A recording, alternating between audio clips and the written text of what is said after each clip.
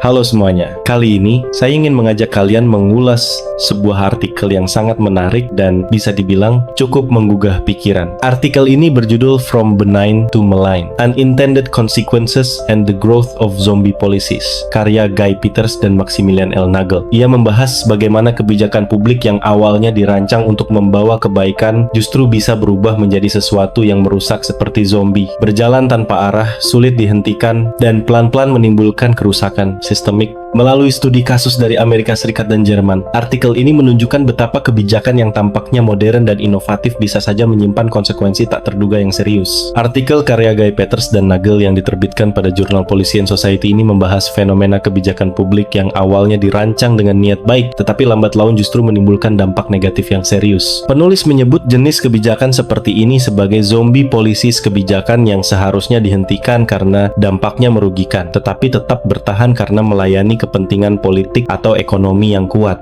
Dengan menggali teori konsekuensi tak terduga dari Merton dan sejumlah studi kasus dari AS dan Jerman, artikel ini mengurai bagaimana kebijakan yang semula baik bisa menjadi jahat. Salah satu studi kasus paling menarik datang dari sektor kesehatan di Amerika Serikat. Di bawah kerangka Affordable Care Act, sistem penilaian berdasarkan kepuasan pasien diberlakukan sebagai ukuran kinerja rumah sakit dan dokter. Namun, tekanan untuk mendapatkan nilai bagus dari pasien justru mendorong dokter meresepkan obat yang diinginkan pasien termasuk opioid meski tidak selalu dibutuhkan. Hal ini turut memperburuk krisis opioid nasional. Ini adalah contoh klasik bagaimana teknologi sosial seperti manajemen kinerja, meski dimaksudkan untuk meningkatkan kualitas, justru menciptakan konsekuensi merugikan di luar dugaan. Di Jerman, sistem asuransi kesehatan yang terbagi menjadi publik dan privat juga menunjukkan dinamika zombie policy. Sistem ini menciptakan kesenjangan yang besar antara kelompok kaya dan miskin dalam mengakses layanan kesehatan. Meski sudah lama dikritik, kebijakan ini tetap dipertahankan karena aktor-aktor kuat seperti penyedia asuransi privat dan industri farmasi diuntungkan. Padahal negara lain seperti Austria telah berhasil menciptakan sistem kesehatan yang lebih inklusif dan efisien. Kasus bencana banjir di Ahrtal, Jerman pada 2021 memperlihatkan bagaimana sistem desentralisasi dalam manajemen bencana juga bisa menjadi kebijakan zombie. Sistem ini awalnya dirancang untuk memberikan respons cepat di tingkat lokal. Namun, saat krisis besar terjadi, koordinasi antar level pemerintahan terbukti lemah. Keterlambatan respon, miskomunikasi, dan saling lempar tanggung jawab memperparah dampak bencana. Meskipun kelemahan sistem ini sudah nyata, reformasi koordinasi krisis tetap lamban karena pertarungan kepentingan antar level pemerintahan. Di Amerika Serikat, sistem jalan raya antar negara bagian yang digagas sejak era Eisenhower menjadi contoh kebijakan infrastruktur yang menimbulkan efek merusak di luar tujuannya. Jalan tol ini memang sukses dalam mempercepat mobilitas dan mendukung pertumbuhan ekonomi. Namun, pembangunan jalan ini sering menghancurkan komunitas miskin, terutama kelompok minoritas di perkotaan, dan mendorong urban sprawl, polusi, serta kemacetan. Meskipun dampak negatifnya jelas, proyek-proyek jalan baru terus digalakkan karena didukung oleh kepentingan bisnis konstruksi dan pengembang. Penulis menekankan bahwa keberlanjutan kebijakan zombie disebabkan oleh berbagai faktor, termasuk fragmentasi pemerintahan, kompleksitas kebijakan, kurangnya evaluasi, serta ketidakmampuan pembuat kebijakan untuk belajar dari pengalaman. Banyak dari kebijakan ini juga bertahan karena didorong oleh magical thinking, keyakinan naif bahwa inovasi teknologi atau sosial otomatis membawa kebaikan tanpa mempertimbangkan efek sampingnya. Sebagai penutup, artikel ini mengusulkan perlunya desain kebijakan yang lebih sadar akan konsekuensi lintas sektor, melibatkan lebih banyak pemangku kepentingan, dan evaluasi berkala yang holistik. Dengan demikian, pembuat kebijakan diharapkan bisa mengidentifikasi dan menanggulangi konsekuensi tak terduga sebelum sebuah kebijakan berubah menjadi zombie yang merusak dari balik wajahnya yang semula menjanjikan. Dari berbagai studi kasus yang kita lihat tadi, satu hal menjadi jelas. Niat baik saja tidak cukup dalam merancang kebijakan publik. Kebijakan yang tidak dievaluasi secara berkala, yang tidak terbuka terhadap koreksi, atau yang dibiarkan berjalan hanya karena melayani kepentingan tertentu, bisa berubah menjadi zombie terlihat hidup, tapi sebenarnya membawa dampak yang membusuk dari dalam. Artikel ini mengingatkan kita bahwa kebijakan publik bukan sekadar soal administrasi atau angka-angka, tetapi soal kehidupan nyata masyarakat. Dan ketika sebuah kebijakan terus dipertahankan meski dampaknya merugikan, itu bukan lagi soal ketidaksengajaan, itu adalah pilihan politik. Jadi pertanyaannya sekarang, berapa banyak zombie polisi yang masih berjalan di sekitar kita? Dan sejauh mana kita sebagai warga, sebagai pemikir, atau bahkan sebagai pembuat kebijakan berani mempertanyakannya? Terima kasih sudah menyimak. Jangan lupa tinggalkan pendapat kalian di kolom komentar, karena diskusi seperti ini tidak tidak bisa berhenti di sini.